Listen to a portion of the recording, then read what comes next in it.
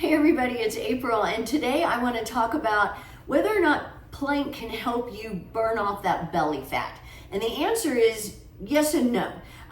No, it's not going to be able to do it if that's the only thing you do, but yes, it will help with that pooch that you sometimes get in your belly. I know I was having a problem with the pooch. I'll tell you about my experience. But it will help with if you're including other things, not just making it the only way you're trying to burn your belly fat. So I'm going to start in plank on my hands. If you don't want to plank, you don't have to. That's totally up to you. Starting in table, pull your shoulders down your back, then lift your upper back, lift your chest, pull in your belly, come up on your toes, shift your weight forward slightly, and the timer has begun. Woohoo! So if you're planking with me, do all of that again, just to make sure you have a good solid plank. Press into the floor, broaden your shoulders, pull in your belly again. Pretend like somebody's punching you in the stomach.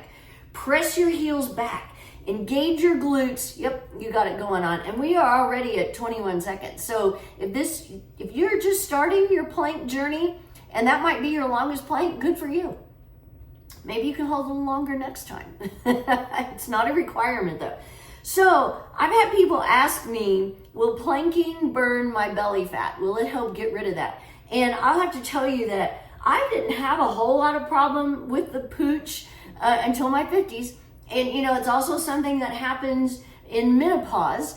Women start carrying more weight around their middle. So I went online and I read different things. And yes, plank is going to help. I'll talk a little bit about that in a minute. But a lot of it has to do with your diet. So one of the things I did was I cut out so much bread.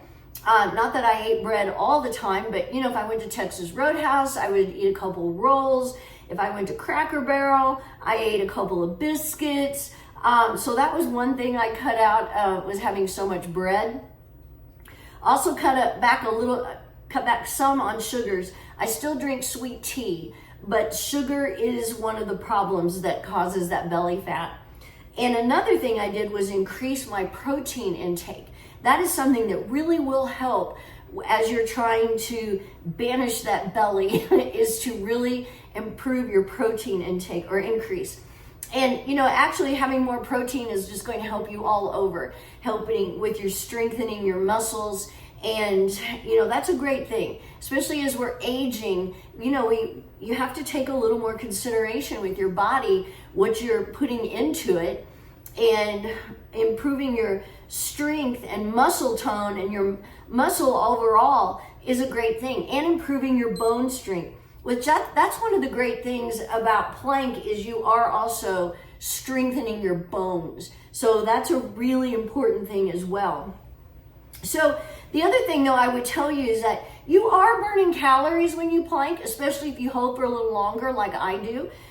You don't have to hold for 5.5 minutes the way I do, but just holding even for 30 seconds, working up to a minute, you are going to burn some calories.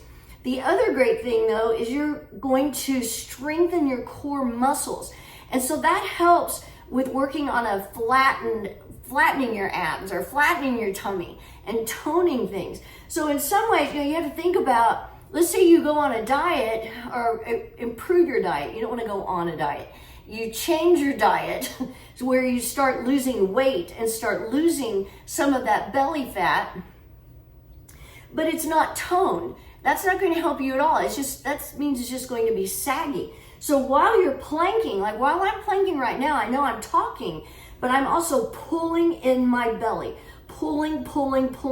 And that is helping to tone my abs and tone that belly, help prevent that belly fat. I've been yapping away. We're already at 3:30. So when I get to 4, I'm going to switch to side plank, because side plank is really important. I want to talk about that. So you will start reducing your body fat when you're planking and improving your diet and just being more mindful about what you're doing with your calorie intake. So you're not going to do it alone. Let's say you just decide you're going to start planking and that's the only thing you're going to do. We're at 4 minutes, so I'm going to switch to a side plank. That's not going to do it. You do have to take other things into consideration.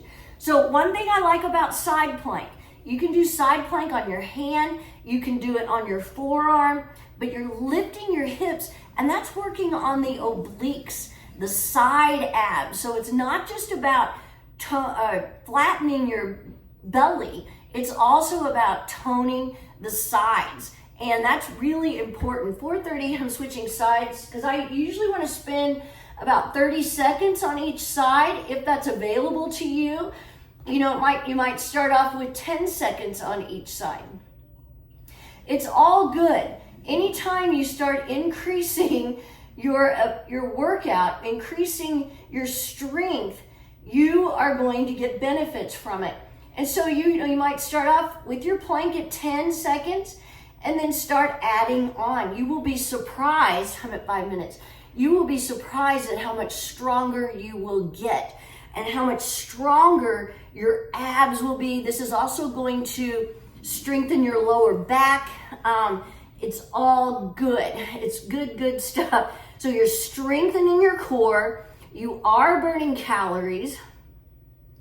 You're toning and flattening your abs, and that's great stuff.